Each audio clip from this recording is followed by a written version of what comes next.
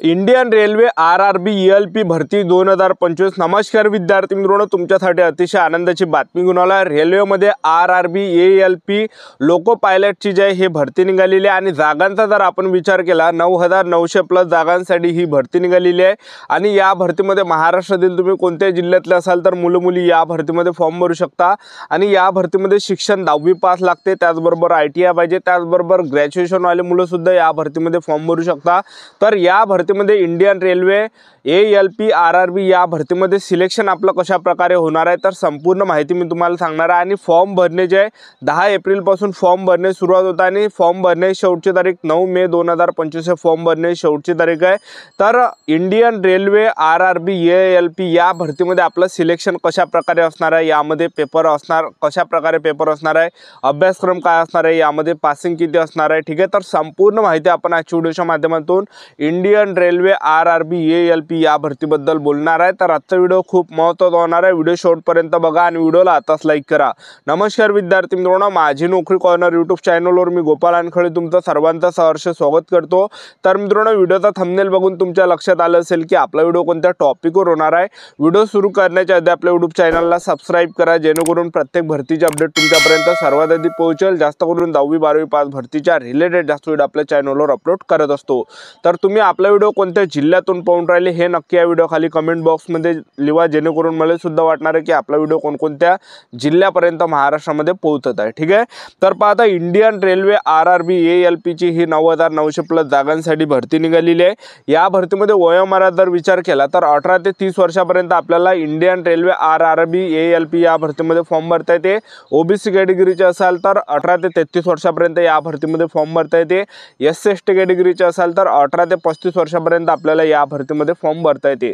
आणि फीचा जर विचार केला जनरल OBC EWS कॅटेगरीसाठी 500 रुपये फी ठेवण्यात आली आहे आणि SC/ST कॅटेगरीसाठी 250 रुपये फी ठेवण्यात आली आहे। आणि ही फी जे विद्यार्थी मित्रांनो आपल्याला रिफंड या ठिकाणी केली जाणार आहे, फक्त ते फॉर्म भरापुरते आपल्याला ते भरावं लागते आणि ते फी आपल्याला रिटर्न देऊन देते। जेवढी पण आपण फी भरली तर ते सर्व रिटर्न आपल्याला त्या ठिकाणी भेटून जाते। आणि तुमचं या भरतीमध्ये सिलेक्शन झालं इंडियन रेल्वे आरआरबी ELP या भरतीमध्ये, तर तुम्हाला जे विद्यार्थी मित्रांनो स्टार्टिंग जो पगार भेटणार आहे हा 30,000 रुपये प्लस पगार भेटणार आणि सेंट्रल गव्हर्नमेंट जॉब आहे, ठीक आहे। तर या भरतीमध्ये आपलं सिलेक्शन या ठिकाणी कशा प्रकारे होणार आहे याच्या अगोदर मी तुम्हाला शैक्षणिक पात्रता यामध्ये सांगून देतो। 10वी पास आपलं असलं पाहिजे आणि ITI तुमचा असला पाहिजे, कोणताही फिटर म्हणा, इलेक्ट्रिशियन म्हणा, कोणताही तुमचा जो ITI असेल तर तो आपला असला पाहिजे, तेव्हा आपल्याला फॉर्म भरता येणार आहे या भरतीमध्ये। किंवा तुमचं ग्रॅज्युएशन झालं असेल किंवा तुमच्याजवळ डिप्लोमा असेल किंवा इंजिनिअरिंग असेल तर याच्यापैकी कोणतं असेल तर आपल्याला फॉर्म भरता येते इंडियन रेल्वे आरआरबी ELP या भरतीमध्ये। तर एवढी शैक्षणिक पात्रता यामध्ये ठेवण्यात आलेली आहे। इंडियन रेल्वे आरआरबी ELP या भरतीमध्ये आपण सिलेक्शन प्रोसेस जर पाहिलं तर या भरतीमध्ये आपलं जे सिलेक्शन आहे उंचीची यामध्ये काही अट नाही आहे। उंची तुमची कमी असेल तरी चालते, अपंग तुम्ही असाल तरी चालते, उंचीची काही अट नाही, यामध्ये ग्राउंड वगैरे काही नाही आहे। तर तुमचं जे सिलेक्शन आहे हे जे लेखी परीक्षेवर आपलं सिलेक्शन होणार आहे आणि यामध्ये लेखी परीक्षा जे आपल्या 2 लेखी परीक्षा असणार आहे आणि त्यामध्ये सुद्धा पार्ट A B असं सुद्धा समोर असणार आहे। तर हा व्हिडिओ बघणं तुमच्यासाठी अतिशय महत्त्वाचा आहे, कारण की खूप इम्पॉर्टंट हा व्हिडिओ असणार आहे। तर सर्वात पहिले तुमचं आपण सिलेक्शन प्रोसेस जर पाहिलं इंडियन रेल्वे आरआरबी ELP या भरतीमध्ये सर्वात पहिल्या टप्प्यामध्ये आपला पेपर असणार आहे 75 मार्काचा पेपर असणार आहे। आणि त्यामध्ये परीक्षेला जे प्रश्न परीक्षेला विचारले जाणार आहे, गणिताचे 20 प्रश्न परीक्षेला विचारले जाणार आहे, बुद्धिमत्ता चाचणीचे 25 प्रश्न परीक्षेला विचारले जाणार आहे, विज्ञानचे 20 प्रश्न परीक्षेला विचारले जाणार आहे आणि जनरल नॉलेज आणि करंट अफेअरचे 10 प्रश्न परीक्षेला विचारले जाणार आहे। अशा प्रकारे आपला पहिला पेपर या ठिकाणी होणार आहे आणि यामध्ये 75 प्रश्न परीक्षेला विचारले जाणार आहे। 60 मिनिटाचा टाइम असणार आहे। निगेटिव्ह मार्किंग 3 एवढी निगेटिव्ह मार्किंग आहे, तर तुम्हाला तुक्के वगैरे मारायचे नाही, कारण की निगेटिव्ह मार्किंग जबर यामध्ये ठेवण्यात आले आहे। 3 एवढी निगेटिव्ह मार्किंग आहे। 3 जर प्रश्न चुकत असाल तर 1 आपल्या या ठिकाणी मायनस होणार आहे। तर यामध्ये पहिला जो ह्या पेपर आहे तर हा पहिल्या पेपरमध्ये कोणी सुद्धा पास होते, मी तुम्हाला असं कोण सांगू राहिलो, कारण की कट ऑफचा जर आपण विचार केला पहिल्या पेपरचा 30 झालं, 35 झालं, 38 झालं, 40 झालं, अशा प्रकारे पहिल्या पेपरचा या ठिकाणी कट ऑफ जाते। तर पहिला पेपर कोणीही या ठिकाणी आरआरबी ALP लोको पायलट या भरतीचा कुणी या ठिकाणी जे विद्यार्थी मित्रांनो पेपर या ठिकाणी पास होते, एक लक्षात ठेवा, ठीक आहे। तर अशा प्रकारे आपला या ठिकाणी पहिला पेपर घेतला जाणार आहे आणि पहिला पेपर झाल्यानंतर आपला या ठिकाणी CBT 2 असणार आहे, त्यामध्ये सुद्धा पार्ट ए आणि पार्ट बी त्या ठिकाणी असणार आहे। तर यामध्ये जर आपण पाहिलं आपलं CBT 2 मध्ये तुमचा पेपर असणार आहे यामध्ये, तर पार्ट ए मध्ये तुमचा पेपर असणार आहे, तर तो आपलं जे खास मेरिट बनते तर पार्ट ए वर आपल्या या ठिकाणी मेरिट बनते CBT 2 च्या। तर CBT 2 मध्ये जे CBT 2 चा जो पेपर असता पार्ट ए मध्ये, तर त्यामध्ये जे प्रश्न परीक्षेला विचारले जाते जनरल नॉलेजचे 10 प्रश्न परीक्षेला विचारले जाते, रिझनिंग त्याला बुद्धिमत्ता चाचणी म्हटलं जाते 25 प्रश्न परीक्षेला विचारले जाते, गणिताच्या 25 प्रश्न परीक्षेला विचारले जाते, विज्ञान आणि इंजिनिअरिंगच्या रिलेटेड 40 प्रश्न परीक्षेला विचारले जाते, असे 100 प्रश्न परीक्षेला विचारले जाणार आहे दुसऱ्या पेपरमध्ये पार्ट ए मध्ये। आणि त्यामध्ये आपण निगेटिव्ह मार्किंगचा जर पाहिलं तर एकाच 3 एवढी निगेटिव्ह मार्किंग आहे, 100 प्रश्न परीक्षेला विचारले जाणार आहे, 90 मिनिटाचा टाइम भेटणार आहे। तर आपल्याला तुक्के वगैरे मारायचे नाही, कारण की निगेटिव्ह मार्किंग यामध्ये जबळ ठेवण्यात आलेली आहे, ठीक आहे। तुक्के जर मारसान तर मग काही खरं नाही, एक लक्षात ठेवा, ठीक आहे। तर अशा प्रकारे पार्ट ए मध्ये पेपर आपला असणार आहे आणि पार्ट ए मध्ये पेपर झाल्यानंतर आपला जे पार्ट बी मध्ये सुद्धा आपला पेपर असणार आहे।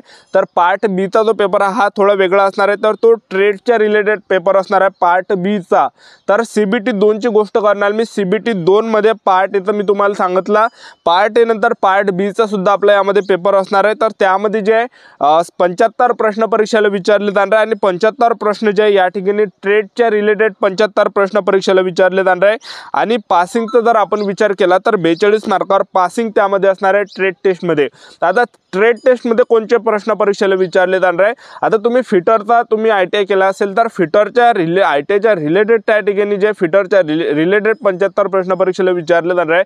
तुम्ही इलेक्ट्रिशियनचा ITI केला असेल तर इलेक्ट्रिशियनच्या रिलेटेड 75 प्रश्न परीक्षेला विचारले जाणार आहे। तुम्ही ज्या पण ट्रेड मध्ये ITI केला असेल तर त्याच्या रिलेटेड 75 प्रश्न पार्ट बी च्या पेपरमध्ये या ठिकाणी विचारले जाणार आहे। 75 प्रश्न असणार आहे, 60 मिनिटाचा टाइम आपल्याला त्या ठिकाणी भेटणार आहे, ठीक आहे।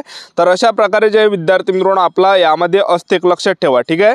आणि त्याचबरोबर जे प्लस यामध्ये जे आपली 30 मार्काची जे या ठिकाणी सायको टेस्ट होणार आहे। तर सायको टेस्ट म्हणजे कशी, तर याच्यावरच आपल्या या ठिकाणी मेरिट बनते, एक लक्षात ठेवा, फायनल मेरिट।